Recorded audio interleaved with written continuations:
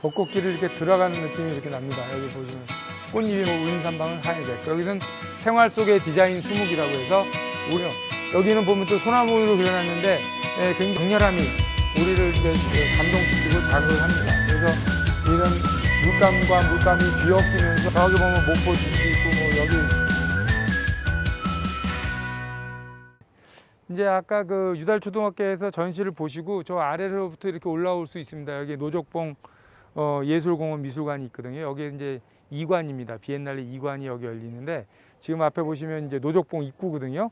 그 입구 앞에서 이렇게 쭉 내려오면 여기 이렇게 포토존을 만들었어요. 그래서 여기서 이렇게 사진을 찍고 뭐 해서 이제 친구들하고 사진 찍고 하는 뒤에 배경이 지금 목포 그 구도심도 나오고요. 저 바다도 나오고 저기 보면 목포 진도 있고 뭐 여기 그 동네도 있고 그러니까 이게 옛날의 동네들이 다 보이는 아주 이 재밌는 장소입니다. 그래서 여기 포토존을 만들어서 여기서부터 이제 제2관 비엔날레 2관을 보시면 되겠습니다. 네.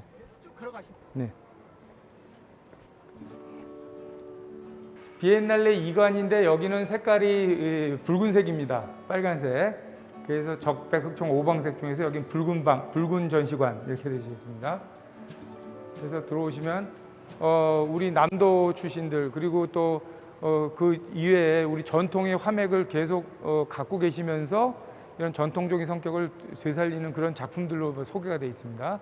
그래서 여기 저기 보시면 이제 손연칠 교수님은 이제 자화상을 보여주셨는데 이분은 초상화를 굉장히 많이 그리시고 초상화를 엄청나게 우리나라에서 제일 유명하신 분이죠. 그래서 자기 얼굴을 초상을 그렸는데 우리 한국화의 초상이라는 것은 여러 가지 의미가 있지 않습니까? 그래서 그런 초상화 그림을 출품하셨고 여기 조풍류 작가라고 이제 여기 목포 출신의 작가인데 젊은 작가입니다. 근데 이렇게 유달산을 그리는 것 같아요. 그래서 여기는 지금 인왕산을 그렸습니다. 인왕산. 유달산하고 비교가 될 수 있는 인왕산을 그렸어요. 그래서 서울에 또 인왕산이 유달산하고 좀 비슷하게 암산으로 바위로 있는데 그런 달밤의 모습을 이렇게 채색화로 그렸고요.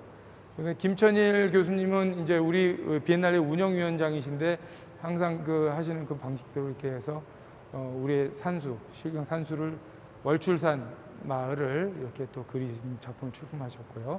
그래서 여기서는 전통의 맥을 갖고 있는 그런 한국화를 많이 보실 수 있습니다. 여기선 월출산 전도라고 해서 이렇게 보시면 요소요소에 이런 준법이나 이런 것들은 굉장히 전통적인 준법을 이용하지만 요소요소에 보면 이렇게 현대 이런 뭐 구름다리 같은 것들도 그려져 있고 요소요소가 재밌습니다. 그래서 뭐 이런 부관법 같은 것들은 우리 이제 전통적인 그 시점으로 이제 그리되 그 안에 있는 요소들의 이제 변형을 줘서 현대화를 했다 이렇게 보시면 되죠. 김호득 선생의 작품은 이렇게 필획 이걸 중요시하죠. 그래서 이건 광목에다가 먹으로 그리신 거거든요. 그러니까 한지가 아니고 광목에다가 먹으로 그려서 이런 번짐의 효과를 내면서 운동의 효과가 나오는 뭐 진짜 뭐 잭슨 폴록 그림 보는 것 같은 그런 느낌. 그리고 임태규 선생님의 이런 또 산수 현대적인 산수. 그 다음에 홍종호 선생의 백두대간 그림. 또 이선우 교수님의 이런 우리 시대의 일상을 표현한 그런 또 가을 이야기라고 하는 이런 고즈넉한 또 우리의 풍경. 그 다음에 신영호 교수가 그린 이렇게 리퀴드 드로잉이라고 해서 수묵을 이제 그런 방안으로 또 제시하는 그런 방식을 했다든지 또 여기 뭐 우리 김선두 교수님 유명하시죠? 장 출신이시고 김선두 교수님이 이게 북어를 또 이렇게 해서 딱 펼쳐서 굉장히 해학적이기도 하면서 이런 필체의 준법이 굉장히 살아있는 그런 아주 좋은 그림도 내셨고 장영주 선생도 이런 질감을 통해서 지워가면서 또 그리는 그런 질감 이렇게 해서 이런 그림을 또 만들어내셨어요. 그래서 원래 장윤 선생 서양 화가시지만 동양화의 완전 기법들을 다 포함해서 양자를 다 이렇게 아우르시는 좋은 작품을 내주셨어요. 차동화 교수인데 이 전시 비엔날레가 열리기 전에 갑자기 돌아가셨어요. 그래가지고 제가 굉장히 마음이 안 좋았는데 그래도 유족들에게 부탁을 해서 이번 비엔날레 위해서 그래도 약속을 한 거니까 이걸 출품해 달라 그래서 그 차동화 선생님이 돌아가시기 전에 저하고 통화를 했거든요. 그래서 하나 내겠다고 하셨는데 그 갑자기 돌아가셔가지고 유족들한테 이렇게 그림을 받아서 이렇게 걸게 됐습니다. 그래서 이것은 사실 이 노족봉에다 모신 것이 좀 마음에 걸리긴 하는데 어찌됐건 차동화 교수의 그 큰 작품, 좋은 작품을 이렇게 두 개를 다 소개할 수 있어서 다행입니다. 예, 채색화의 우리 이걸 느낌을 볼 수 있겠죠. 채색화의 전통을 볼 수 있겠죠. 그래서 동양화가 수묵화도 있지만 채색화도 있다는 것. 그리고 채색화의 한 부분을 굉장히 지키셨던 분인데 안타깝게 돌아가셔서 이것이 마지막 전시가 되겠습니다. 그 박치호 작가인데요. 박치호 작가인데 그 여수에서 굉장히 활발하게 활동하고 있는 작가입니다. 그래서 이런 두상하고 이렇게 이제 머리 형상도 그렸는데 이렇게 이 그리는 기법이 굉장히 먹으로 이렇게 지워가면서 그리는 기법으로 계속 중첩돼서 그리는 기법인데 이분이 저는 그 서양 화가인 줄 알았어요. 근데 알고 봤더니 동양화 전공을 했다 그러더라고요. 그래서 제가 이 서양화인 줄 알고 봤는데 이 속에서 동양의 전통을 읽을 수 있었으니 이게 이유가 있었구나. 그걸 내가 좀 확인할 수 있는 그런 그림이었습니다. 그래서 이분이 서양화 출신이 아니고 동양화 출신이었다는 거. 그걸 나중에 알았습니다. 10년, 20년 만에 알았어요.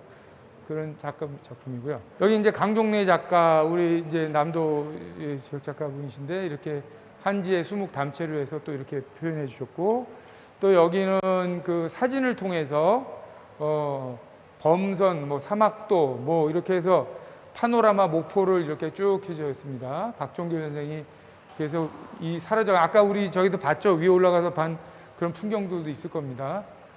그래서 이 풍경들을 목포의 풍경들을 이렇게 사진으로 기록해 남으셨고, 그 다음에 이 이관우 작가는 이제 도장 낙관 작가인데 이 도장이 하나하나가 의미하는 바가 있잖아요. 그것을 다 파가지고 직접 파서 이것을 이렇게 다 박아가지고 거대한 어떤 그 색깔의 이런 파노라마 같은 걸 만든 것입니다. 그래서 도장 작가로면 이관우 작가. 그 다음에 김군중 선생은 이제 채색화의 전통으로 많이 추구하는데 요즘 추구하시는 게 이제 좀 모노크롬이죠. 단색화 개념으로 해서 색깔을 계속 바르고 그 위에 바르고 계속 중첩시키면서 색깔이 이제 속에서부터 이제 우러나오게 하는 그런 기법이라고 보시면 되겠습니다.